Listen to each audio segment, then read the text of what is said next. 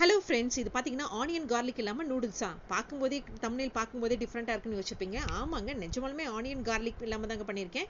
Even ginger கூட add பண்ணலிங்க.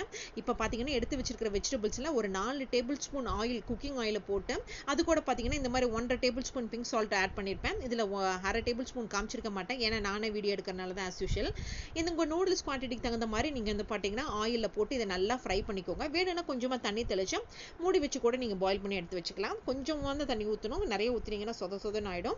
So இப்போ பார்த்தீங்கன்னா இல்லைன்னா ஆயிலே போட்டு நல்லா ஃப்ரை பண்ணிக்கோங்க. மூடி வச்சுட்டும் பண்ணலாம், இல்லைன்னா கொஞ்சம் தண்ணி தெளிச்சிட்டும் பண்ணலாம். இது உங்கள் விஷ் தான், உங்களோட விருப்பம் தான்.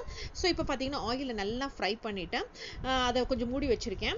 இப்போ பார்த்தீங்கன்னா இதில் மெயினான இன்க்ரீடியன்ஸ் என்னென்னு பார்த்தீங்கன்னா, இதுக்கு கலர் கொடுக்குறது பார்த்தீங்கன்னா ஒரு 2.5 டேபிள் ஸ்பூன் பார்த்தீங்கன்னா ஹாட் அண்ட் ஸ்வீட் சாஸ் தாங்க எடுத்திருக்கேன். அதுதாங்க Maggi hot and sweet sauce வருது இல்லைங்க, அதுதான் எடுத்திருக்கேன். அது கூட பார்த்தீங்கன்னா 1 டேபிள் ஸ்பூன் சில்லி ஃப்ளாக்ஸ் போட்டு மிக்ஸ் பண்ணி வச்சுருக்கேன்.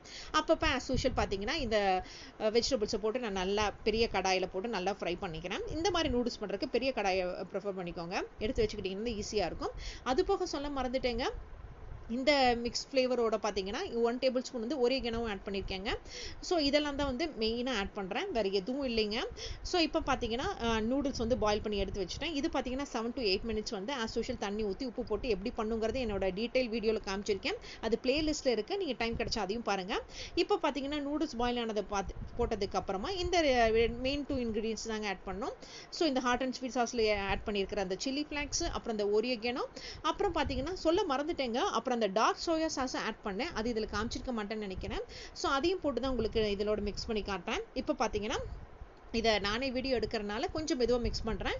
இப்போ பார்த்தீங்கன்னா இந்த மாதிரி ஒரு கரண்டி யூஸ் பண்ணாமல் ஒரு 2 கரண்டி எடுத்து மிக்ஸ் பண்ணிங்கன்னா, நம்ம வீட்டில் ஆஸ் யூஷுவல் இருக்கும் இல்லைங்களா, இந்த மாதிரி தோசை கரண்டி, இந்த மாதிரி தாளிக்கு பறக்கெல்லாம் யூஸ் பண்ணுற கரண்டி, அந்த 2 கரண்டி வச்சு இப்படி உடையாமல் மிக்ஸ் பண்ணிங்கன்னா நூடுல்ஸ் பார்க்குறக்கு அழகாக அந்த ரெஸ்டாரண்ட்டில் கொடுக்குற மாதிரியே வருங்க.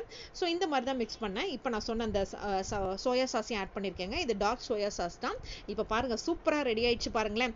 இப்போ ஒரு பிளேட்டில் வச்சு காட்டுறேன் உங்களுக்கு எப்படி இருக்கு. வா, பிளேட்ல வச்சு பார்த்தேன், செமையா இருந்துச்சுங்க. எங்களுக்கு பார்த்தீங்கன்னா டின்னருக்கு இந்த மாதிரி ரெடி ஆயிடுச்சு. ஸோ ஆஸ் யூஷுவல் பார்த்தீங்கன்னா இந்த நூடுல்ஸ் வந்து இப்படி சுற்றி உங்களுக்கு முன்னாடி எடுத்து சாப்பிடணும்னு ஆசைப்பட்டேன். அட்லாஸ்ட் அது ட்ரை பண்ணி வந்துச்சுங்க. ஸோ இப்போ பார்த்தீங்கன்னா இது சூப்பராக ரெடி ஆயிருக்கு. இப்போ இந்த டின்னர் ரெசிபி நான் நல்லா என்ஜாய் பண்ணேன், நீங்கள் ட்ரை பண்ணுங்க.